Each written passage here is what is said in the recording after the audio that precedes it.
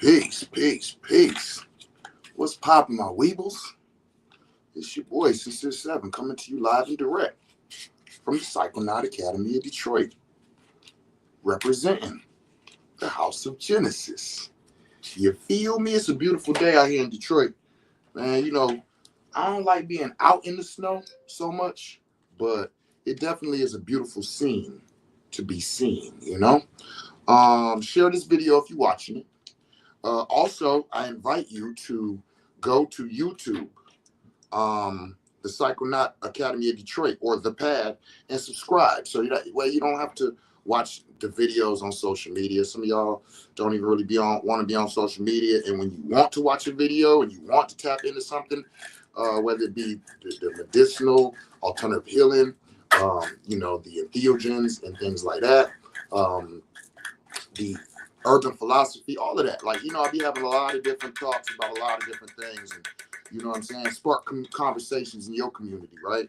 So go ahead and log on to that. And also, if you want to stay up on our offers, our products, the things that we give away, the sales, things like that, go to www.houseofgenesis.org. We are an organization, houseofgenesis.org, and I invite you to sign up for the email list. So, that way you can stay up on everything that's coming, what's going on, what we're doing, when we're doing it, what sales we got going on, what giveaways we got going on. We do quite a bit, and we're trying to do more. We also have a product of the week for the entire year. So at the end of the year, there's going to be 52 products that I have, taught y'all about if you didn't know about it already, or brought to you, gave you the availability to utilize, to try out, for your own growth and development, spiritually, your own growth and development, physically, mentally, emotionally. I got different things, different products that we're going to be bringing about. So with that being said, you might want to log on to www.houseofgenesis.org and sign up for the email list. So I was told I'm supposed to say all of that kind of stuff before I start the videos. Apparently, I don't be advertising enough. That's not what I be here for, though. I be here to kick it. I be here to kick it with my peoples. I be here to talk about some crazy stuff, talk about some interesting things, talk about relationships, talk about raising children. But today, we're here to talk about some of the events we got going on and coming up. All right? So, first and foremost, tonight is the Cacao ceremony. Now, that's the main thing that I wanted to speak to y'all about. But I need to tell y'all what's different about yours than anybody else's. Share this video if you watch it, please. So tonight's Cacao ceremony, which is going to be at the Psychonaut Academy of Detroit. If you've been to the pad before, you know exactly what we're talking about. Violet Lawn, okay? If you haven't been to the pad before and you're looking to go to tonight's ceremony, Cacao ceremony, please inbox me. You know what I'm saying? So I can give you the details. So tonight's Cacao ceremony. What's up with it, 7? What you got to say about it? Check it. Dig. Tap in. Because I will not just be serving cacao. Understand that as a medicine man, as a shaman, as an individual who, deals with a lot of different sacred plant medicines and things of this nature, I have access, because of the individuals that I have in my circle, I have access to, different plants and different things that might not be available everywhere, that might not be something that you catch quite a bit. And so I'm going to introduce a couple of those things in tonight's ceremony. Well, what are you talking about, 7? Well, what am I talking about? I'll tell you. When we make the ayahuasca, that's next week, excuse me. When we make the cacao, ceremonial cacao is pretty basic with the cacao, pink Himalayan Himalayan sea salt for trace nutrients and minerals. Also, what is that red stuff? Cayenne pepper.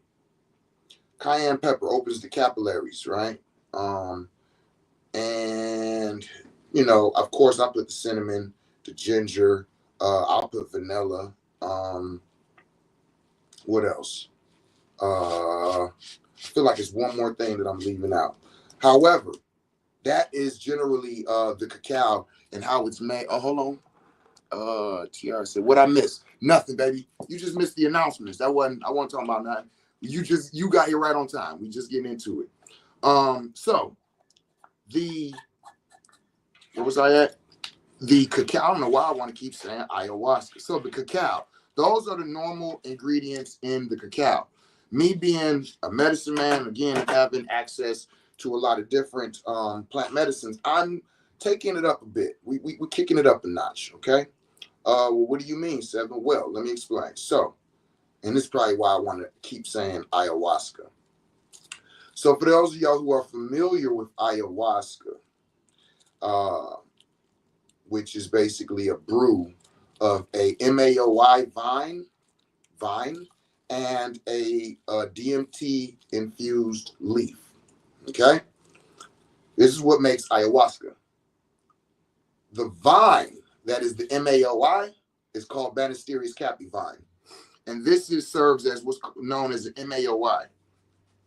Basically, to keep it simple, there's a security guard within your body, and when we take plant medicines and entheogens and some even regular foods like wine and oranges and things like that, those things have actual poisons within them, things that can be determined poisonous by our body. So the MAOs block those.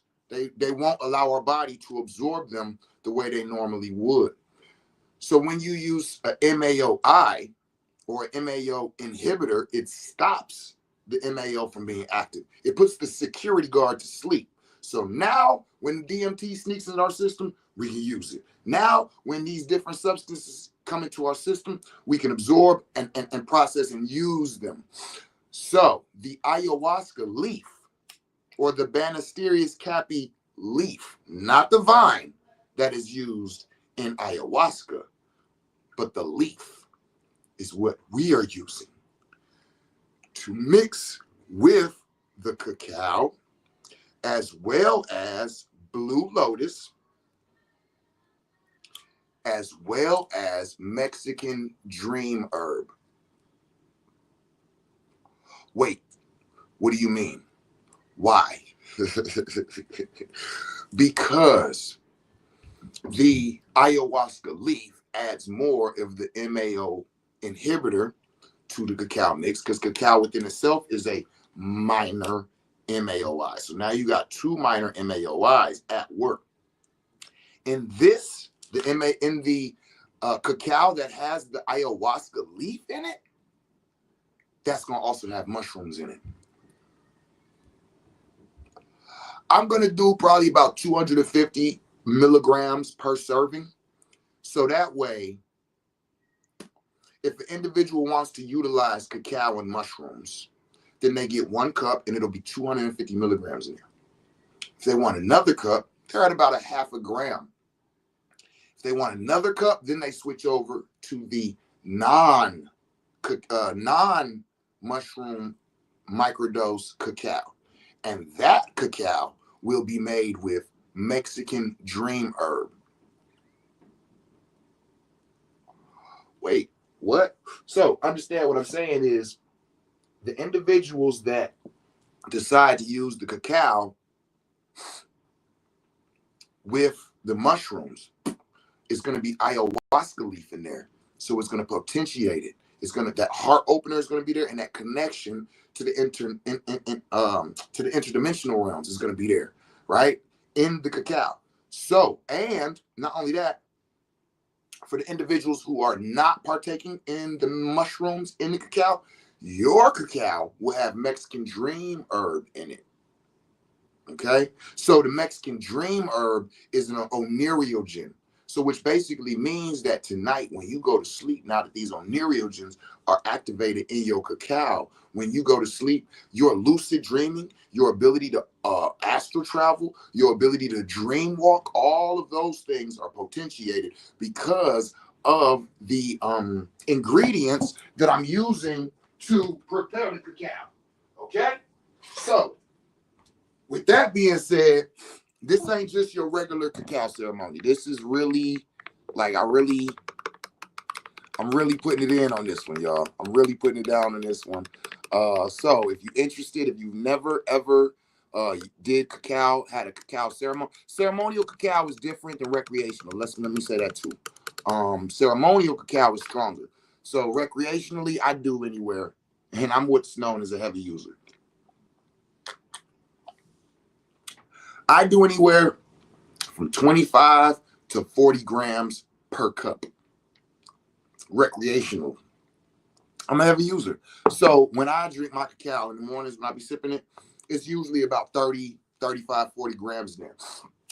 So I'm literally right between recreational and ceremonial. Ceremonial is generally about 50 grams. So, cacao ceremony tonight, 6 o'clock, the Psychonaut Academy of Detroit on Violet Lawn. If you know, you know. Show up, show out, bring your yoga mats, a little cushion to sit on, a little blanket, things like that. Last time we did cacao ceremony, last time we did it free. And the pad was the most packed that has ever been outside of the psychedelic conference of 2020 after party. No, psychedelics conference 2022 after party. That was the most packed that the pad has ever been.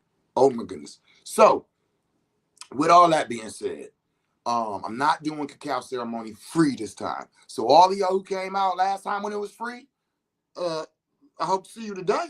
Or was y'all only coming because it was free? No problem. It's all good. I understand. It'd be like that. It'd be people like that. I ain't mad at them as long as you show up, But so tonight's ceremony, 6 o'clock at the pad. Mushrooms, cacao, regular cacao, as well as hape. We will also be doing hape. Okay. So that's what's popping for tonight's ceremony. The product of the week, I don't know how many of y'all caught it. The product of the week is available. www.houseofgenesis.org. The product of the week, last week it was coffee cherry skins. This week it's Sananga. It's the spiritual eye drops. So if you're interested in the Sananga, you can pick some up tonight when you are at cacao ceremony. If you are not coming to cacao ceremony and you would like to partake in the cacao, it's on the website, houseofgenesis.org. It's on the website. What else? So we doing snake venom ceremonies this weekend. Next weekend, what we're doing as a group, cacao ceremony this weekend, tonight. Next Saturday, we're going to be doing Changa ceremonies. I'm not sure how many of you all are familiar with Changa, but Changa basically started out as smokable ayahuasca. It's herbs infused with DMT. Those herbs used to be the chacruna and the Banasteris that I was talking about a minute ago, and they would infuse the DMT in it, and you would smoke it. So it would take you to the same entheogenic realms as ayahuasca. When I give people ayahuasca ceremonies, after that, usually about 6 hours when they come out, I give them, because the MAOI is active, I give them the opportunity to go back in, either on Changa, which is smokable ayahuasca, Yopo, which is a plant-based 5-meo DMT, which is blown like rape, or a 3.5 of mushrooms. So with that being said, understanding that's how that works, we're going to do a Changa ceremony by itself. So anybody who wants to experience the smokable ayahuasca, first of all, ayahuasca and the donation or the exchange for that is higher than it is for Changa. The length in the trip is higher and is longer, in ayahuasca than it is in Changa. And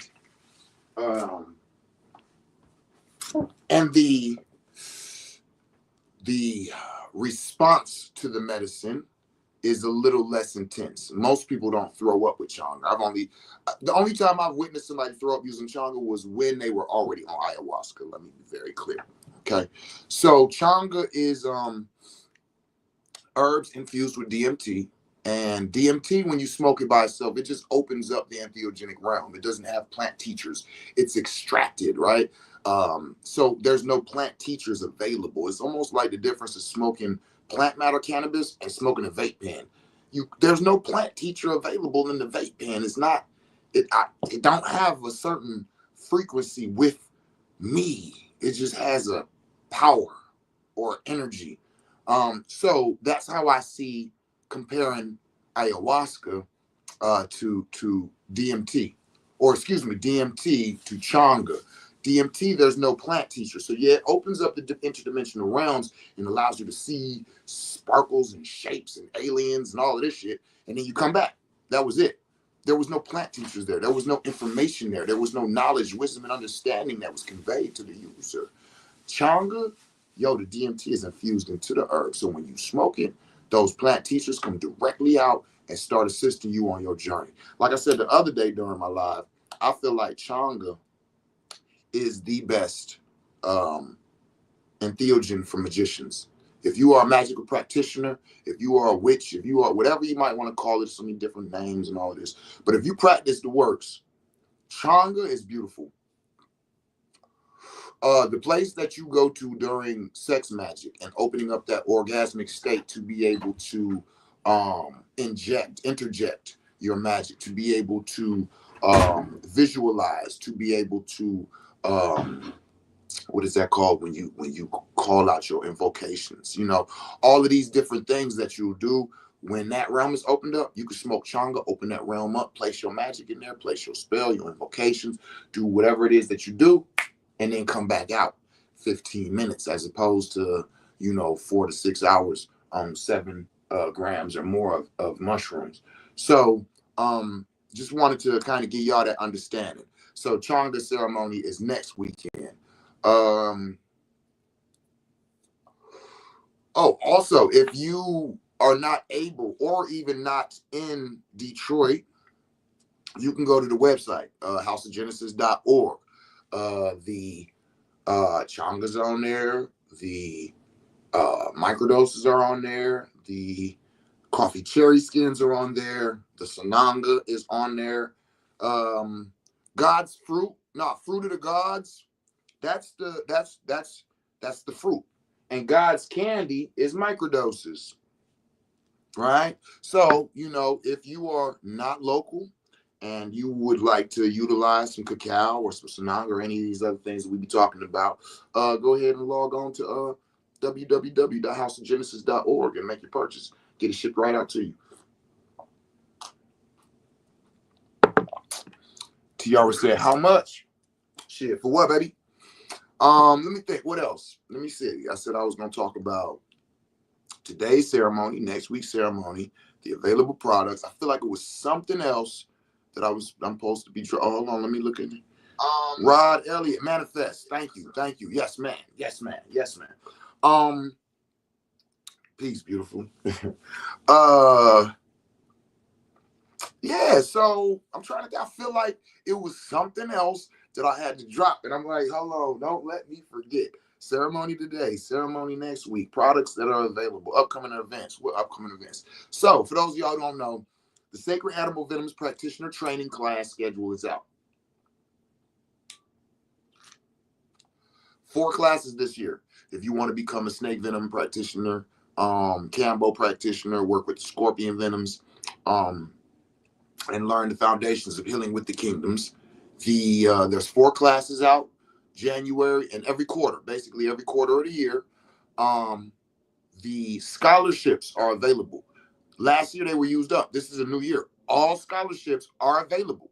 So just to be clear, if you are planning on taking the class and you're thinking about getting a scholarship, you might want to tap in because we give 1 scholarship. There's 5 different kinds. We give 1 out every year. I mean, 1 of each kind. So there's only 5 available. Okay. Once the person gets the merit-based one, there's no more. Once the person gets the study-based one, there's no, right. So it's 5 of them available. If you plan on taking the class, go ahead, tap in. If you're interested in learning more, like what am I talking about? Inbox me Venoms and then your email address. Anytime you're interested in anything that I'm talking about on a live, put that word in the inbox and your email address. That way I know this person wants more info on them. I have emails email response is already ready. When I see that, I go and say, all right, let me send them this. Bow. And I send you the packet, all of the information, all you need to know. All you need to do is make a decision. What else? All right, well, I guess that's it on the tip of things that I'm supposed to put it down. You know what I'm saying? So other than that, how y'all doing, man? What's popping with y'all? You know what I'm saying? Sparkle Bill. What's let me see what time we at 20 minutes. Yeah, let's kick it for about 10 minutes. What y'all want to talk about? You know what I'm saying? What y'all want to hear about? What can I drop on y'all? What can I give you some more clarity? So check this out. I'm gonna wait for any questions, comments, and concerns that come across. But until then, how many of y'all are familiar with how many of y'all are familiar with Spiritual Ascension University? I was not aware of Spiritual Ascension University until about a year ago, if that, not even. And being what I would call in the spiritual community, in the healing community, for the time that I have been, that was the first thing that attracted me to the Spiritual Ascension University. Is it is not part of the spiritual community. And that was what made me go, oh, I like this. Just like Condor. Oh, no, nobody, not, this is not part of the spiritual community, of the conscious community. These communities, from my point of view, are so flawed with individual ego, with competitive, and this idea of I got to do better than them and all. It's like, what? This is sickening. And so when I became aware of Spiritual Ascension University, it was like, wait a minute, what is this? And when I tapped in, have you worked in Iboga? Can you talk about it? I'll talk about Iboga a little bit. When I tapped in with Spiritual Ascension University and started to see that they were education based, I'm like, oh snap, this is dope. This is exactly what we are offering to and working to offer to our community in the psychedelic workings, right? And I tapped in, and the chakras and numerology and all of these, what I refer to as base level understandings of the conscious and the spiritual workings, all in one place where you can go and actually not somebody, oh, I'm gonna hold a class this weekend, tap onto Zoom and sign up. No. This is a whole organized school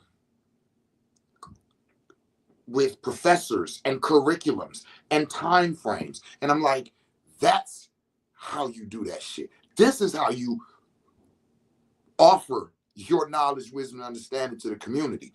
I fell in love with it. And they reached out to me and asked me to teach the psychedelic curriculum at the school. And after, like I said, investigating the school, I was like honored. Like, what? Yes. And so I have been doing that over the past few months. And I just have to say that I am so impressed with the school, with the students, with the organization, with the execution. If there's anybody out there that's looking to learn about different things within spirituality, looking to strengthen your ability to walk, to learn these new modalities, knowledge, wisdom, understand. She has an excellent lineup of instructors, and I mean, I'm like one of the lowest men on the totem pole, and I'm the shit. So check it out, Spiritual Ascension University .com. They are dope. And their curriculums are awesome, and it's affordable than a mug. So if you know anybody getting into the spiritual realms and trying to learn more, and you don't want to deal with the community so much because of the bullshit that is within it, yo, shout out to spiritualascensionuniversity.com. So that's my little commercial. I was not paid to say that shit. I'm saying that because since I've been rocking with them, they've been dope as hell. And I'm like, yo, anybody doing anything in the realms need to tap in with them if they looking to, advance their education. So that's that. All right. So, Hargav Joshi. Pardon me if I chopped your name up. I usually do. Joshi, have you worked with Ibel Gang? Can you talk about it? Man, I missed it. What's going on? Ah, damn. Yeah, you gonna have to start it back from the beginning, yo. We just talked about everything, but we about to talk about a little bit about Iboga. Now, what's funny, Joshi, is that I had a conversation with somebody just the other day, and we were talking about the reality that the entheogenic realm over the last 5 years has been going through an explosion, and the decrim of the plant medicines and the organizations rushing to have the next legal or presentable or medicinal entheogen use. Why? Because, oh man, when it gets, okay, ketamine. Look how much they're charging for ketamine. Look how they are, which it makes sense because ketamine, let me just be clear. And ketamine is honorable mention in the Psychonaut Academy of Detroit. It's an honorable mention. I don't do ketamine ceremonies. I don't serve ketamine. I don't bring people here, give them ketamine and walk them through things.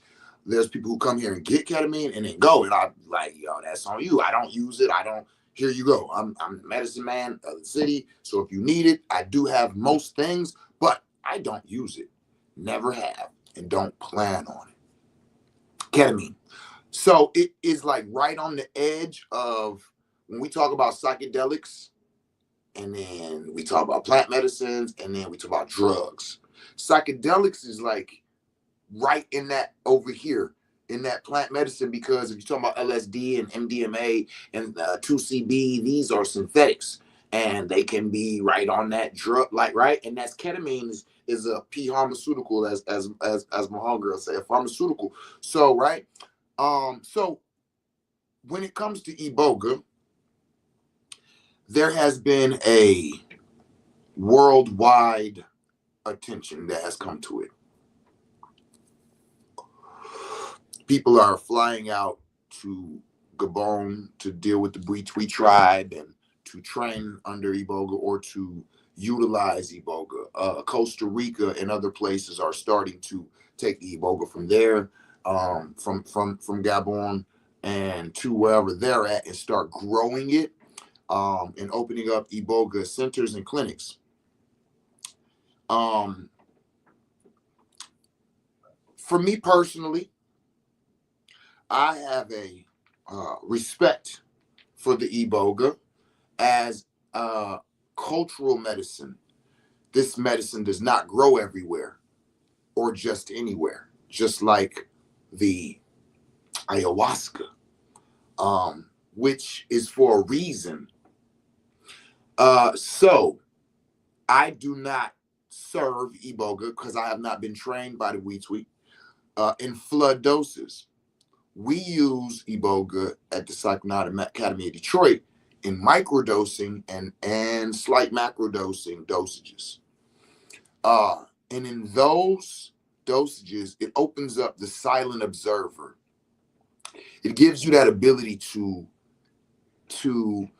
it's not a disassociate where you tap out. It's more of a allowing the ego to do its thing and your mind or your consciousness backs out. And it starts to observe the ego. So as the ego works, the consciousness is going, no, why would you do that? I mean, can't you clearly see that was kind of, yeah, I mean, and it has like almost this good angel, bad angel throughout the day type of reality to your consciousness, where you're pulling out and pulling back, but you're still aware, but from a judgmental point of view, not a controlling point of view.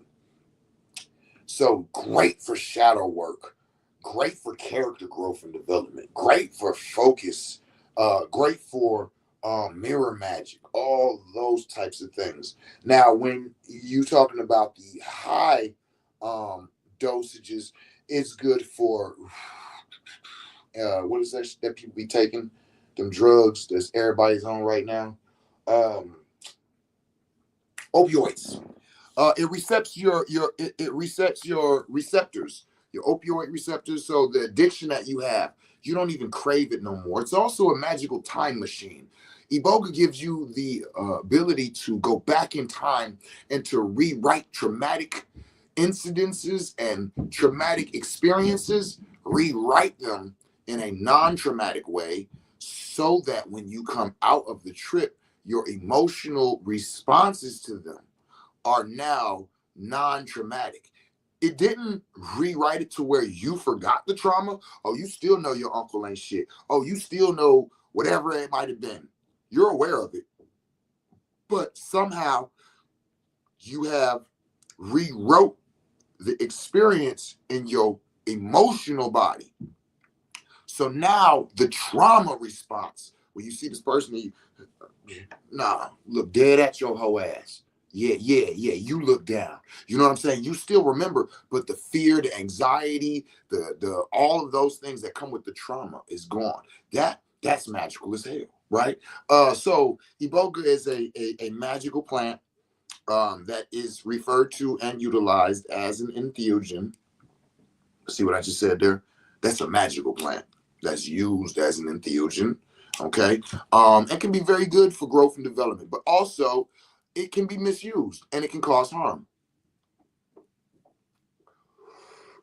The reason that I stopped supplying Iboga as well, this is one that now you can't just come to the pad on. It used to be you could come to the pad and get something. No, not no more. Why? Because I had an individual that was coming, he grabbed, you know what I'm saying? Let me get half a gram, okay? Well, let me get another half a gram, okay? A couple days later, you know what I'm saying? A week later, let me get a gram, okay? Maybe he's making sure he ain't got it.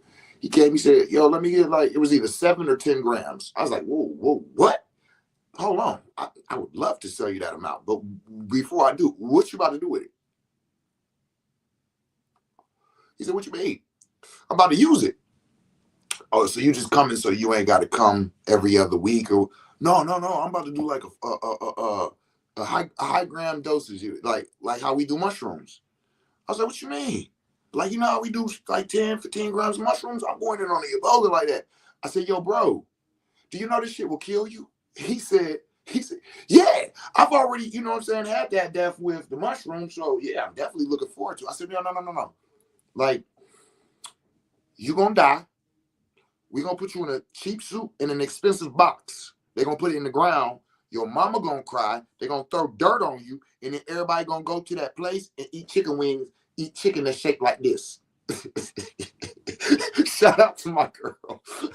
Shout out to my girl, the cash collector. Cause she dropped that shit on us one day, like, why is how we go to funerals afterward and you go to the thing and eat, and they always got chicken shaped like this. And we started rolling because it do be. But anyway, so I'm like, yeah, like you gonna die like that. He said, oh, you mean like dead? I'm like, yeah. He said, I didn't know that. I said, see, that is why education is at the foundation of what we do here at the pad. People be hitting me up. I don't even know them. They'll call me, hey, can I come get the wait, who are you? Why would I get that? What do you know about it? What's your resume? What have you done? What have you experienced? What type of integration have you done? Are you just journey hopping?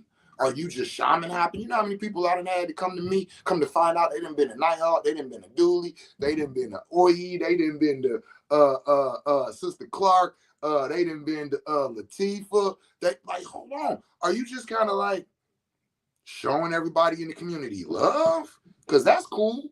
Nah, a lot of people are journey hopping. And this is a trauma response. And what I tell a lot of the clients, other workers, when we are talking, is I was having a conversation with somebody the other day that told me when they was having an introductory conversation, they was just sitting down to meet this person and having a conversation, and this person said some shit that was real. It was real questionable, but the questioned the integrity of this individual, of their children, all of this. And then I said, hold on, when you get around these type of people, did they talk about the people in the past that they've done with or worked with and the fucked up things about them? Yeah, red flag. These are people who are blaming everybody for everything. So they're looking to come to you When I'm sitting with a client and they start telling me that they've been to this person and they've been to that person, this person didn't do this and this person didn't do that, and ain't nobody been able to do shit. That's why I knew I just need to come deal with you. I'd be like, nah, probably not. Nah, I probably ain't gonna do shit either. I'm sorry, I ain't gonna be able to help you. You know what I'm saying? Because something ain't right. And when you sign up for it, you become the next one. You become the next victim. Now they're gonna be saying you did something to them, you took something from them, you didn't give them what they were supposed to have. Oh, I knew it was supposed to, I said, and they just you know what I'm saying? As above, so below. The law of correspondence. It all corresponds. What you do in one area of life, you tend to do them in all areas of life. So if you sitting here telling me about the last 5, 6, 7 people that you've been to and how they couldn't help you, I'm sure that I'm signing up and you're going to pay me to be the next person who ain't shit. Talk to me, y'all. Talk back. Talk a little shit. Because I talk that.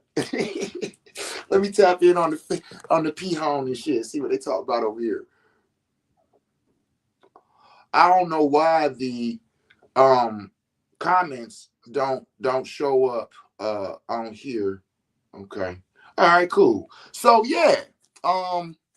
That's what's up with the Iboga. So, you know what I'm saying? I hope I answered your question. Iboga is a dope medicine.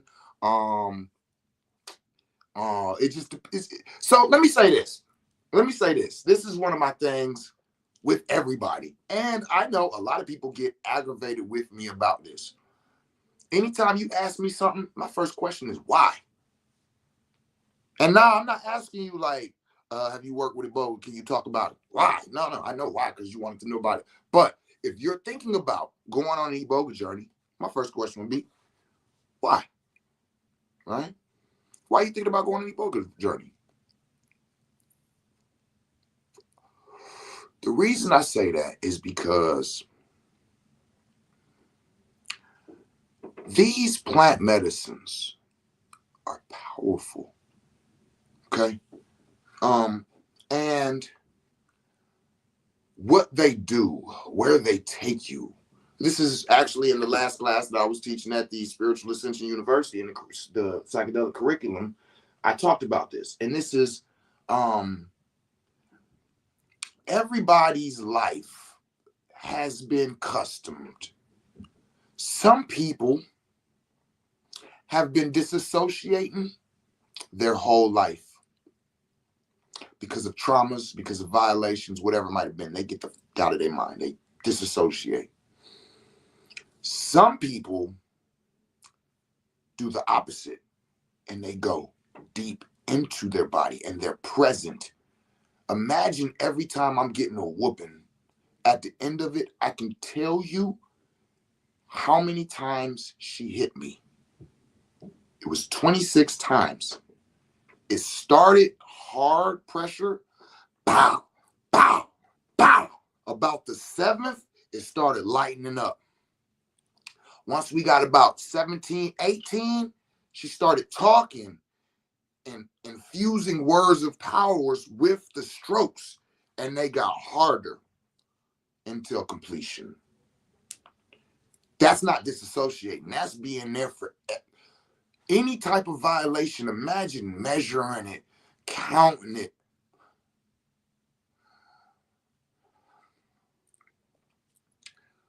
When you do this is being so in your body, in the experiences, that it tends to become welcomed.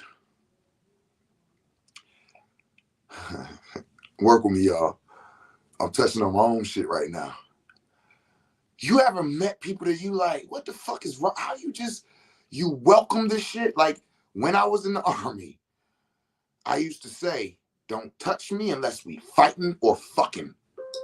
So because I didn't have physical contact when I was young, I didn't get hugs, I didn't get held, I didn't get none of that shit. I got beat. That's the only type of physical contact that I ever remember as a youth. So when I got older, don't touch me. Hey, man, listen. So when a woman touches me, oh, shit, hold on.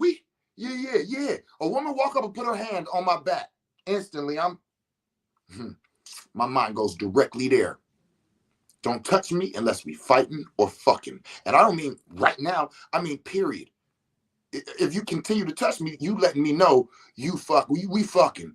And my mans, if you touch me again, I'm blowing your shit out. And I would stay in the realms of fighting and fucking all the time, all day, every day. And if I'm not doing it, I'm working at doing it. I'm starting some shit with somebody. I'm finishing some. I used to bully the bullies because they're scared, because you're bullying them because they're scared of the pain you're going to inflict on them. I'm not. I'm going to count every time you hit me. I'm going to feel it. I'm going to, like the Black Panther, I'm going to take all of that in that suit and then give it back. Right? So with that being said,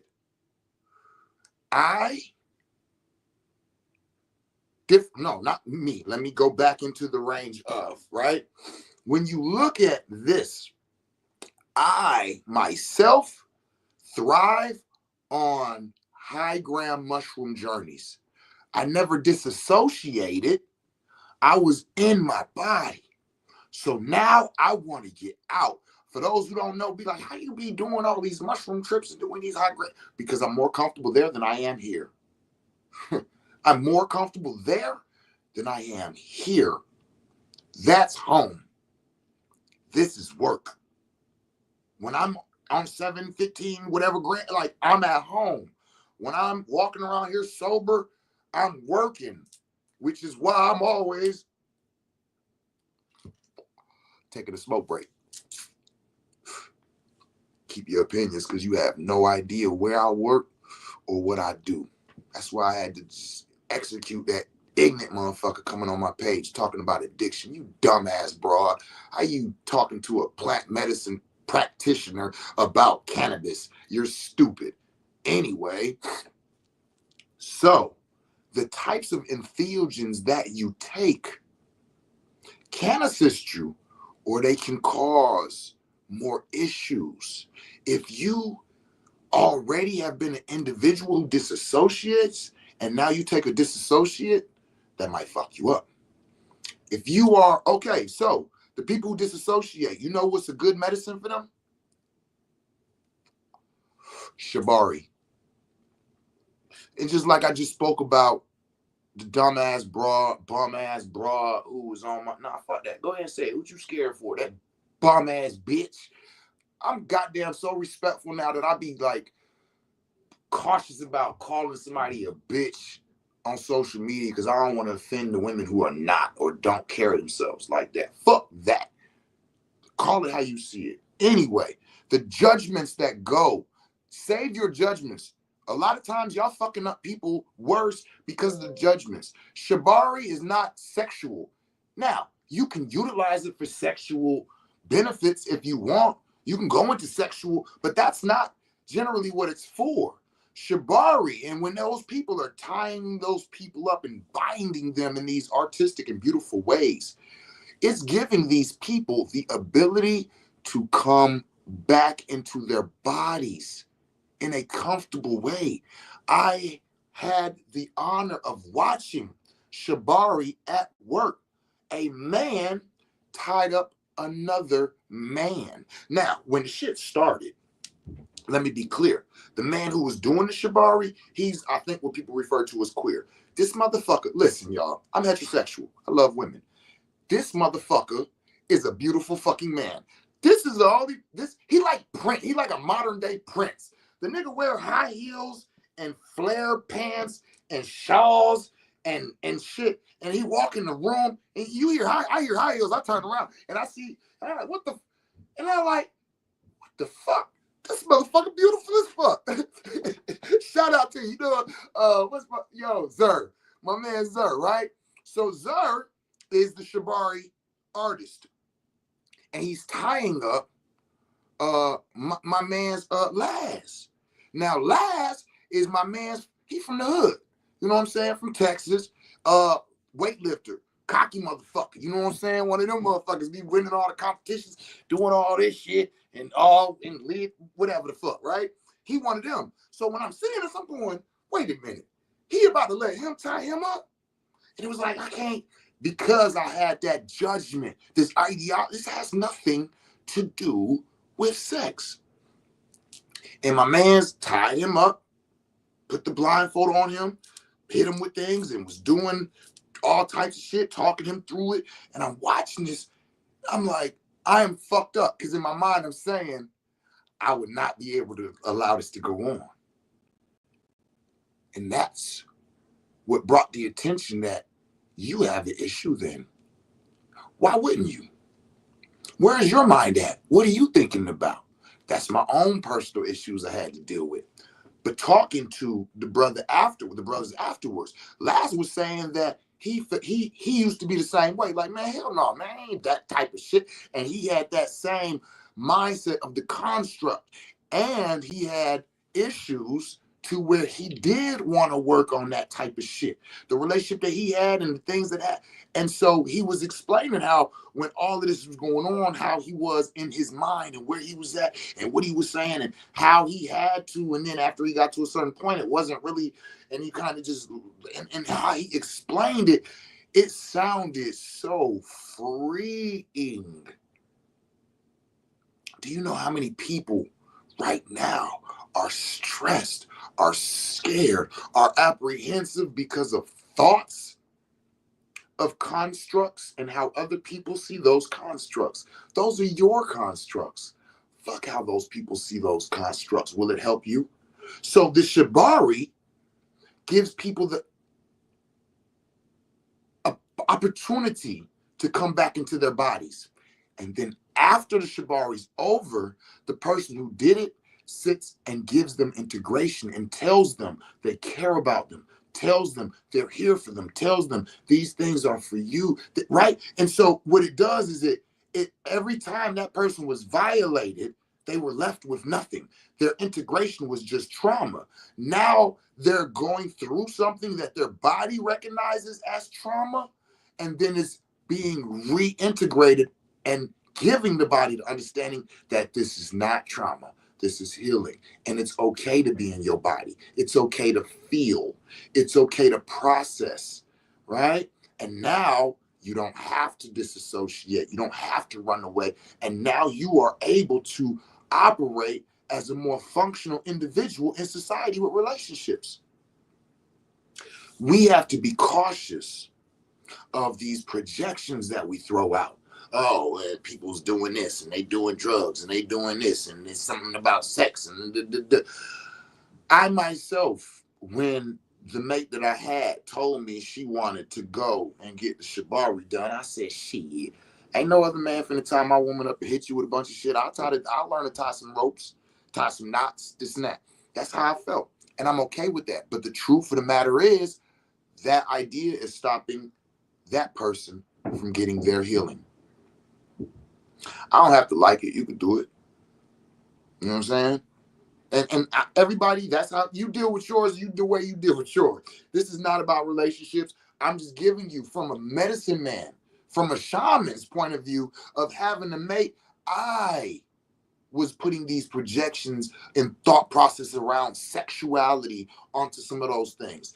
And I have to understand if she's going to get Shibari, and I'm going, yeah, nah, ain't no dude finna tie you up and you naked hanging from, and he hit you with shit, and ain't nobody finna play in that pussy. You crazy as hell. All right, so that's like somebody saying, well, nah, ain't no dude finna let you come over his house and take no mushrooms and go into no interdimensional realms and not see you like that. What you mean? That's like a gynecologist. Ain't no man finna be listen, stop. A lot of this shit is not the way we see it and think it is. You know what I'm saying? Some of these things have been used that way. I'm seeing now a lot of people say, oh, you ain't never had sex till you had sex on mushrooms. And I'm like, damn, I've never had sex yet. And you would think after 20 years of going in deep as all these fucking mushrooms, I would have had sex by now. But apparently I've never had, because I don't do that on mushrooms. What?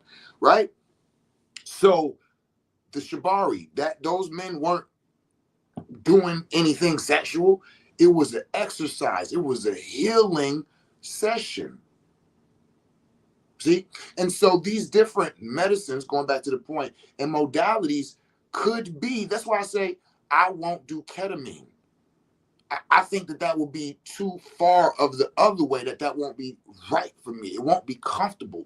You know what I'm saying? Because I'm the other opposite where I was so deep in that I want to come out. I don't want to disassociate because that's the total opposite. And then I'm going from one extreme to it's kind of like going from a vegan to a carnivore diet.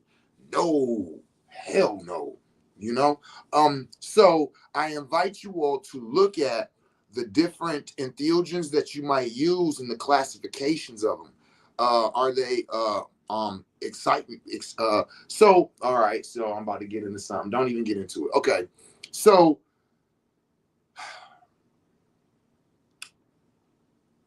I'll do that on another live. I'm gonna do that on the live and talk about the classifications of the different entheogens. But basically, like you got deliriants, right? Like Dutour that will make you deliriant. You have heart openers. You have exciticas. You have not prophetics.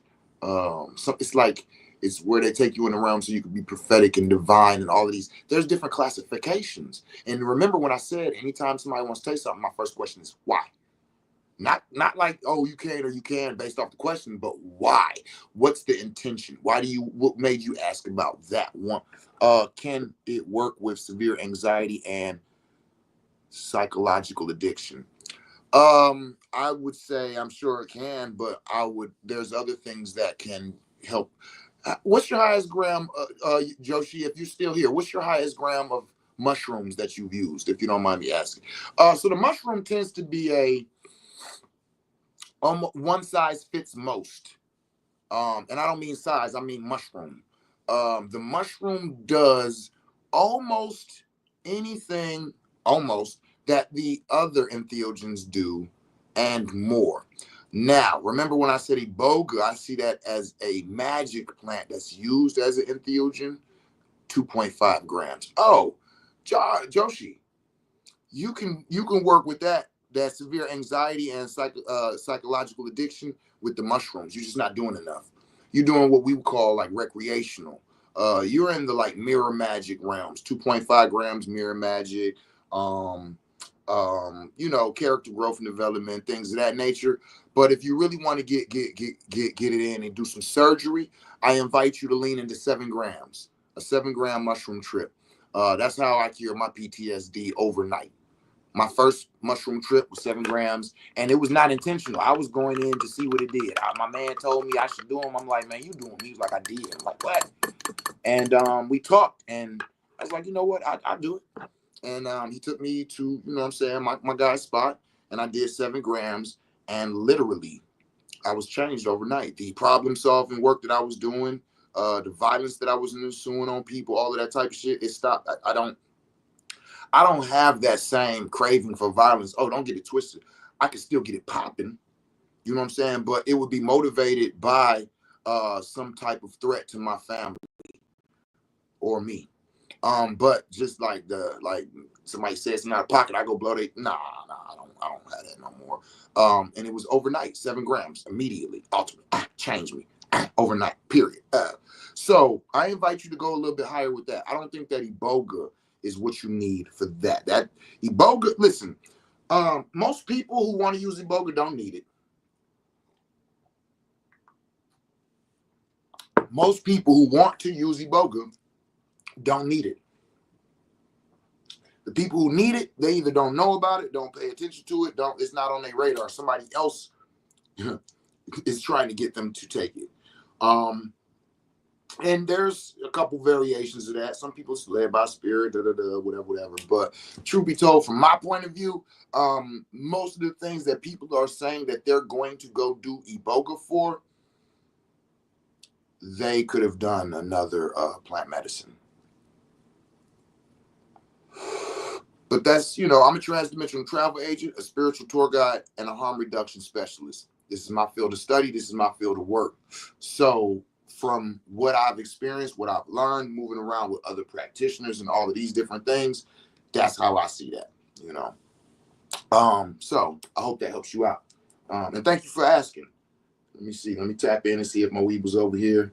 Got anything going? Man, any other questions, comments, or concerns before I get up out of here? Yeah, am I gonna? Oh, hold on. You're typing in. Okay.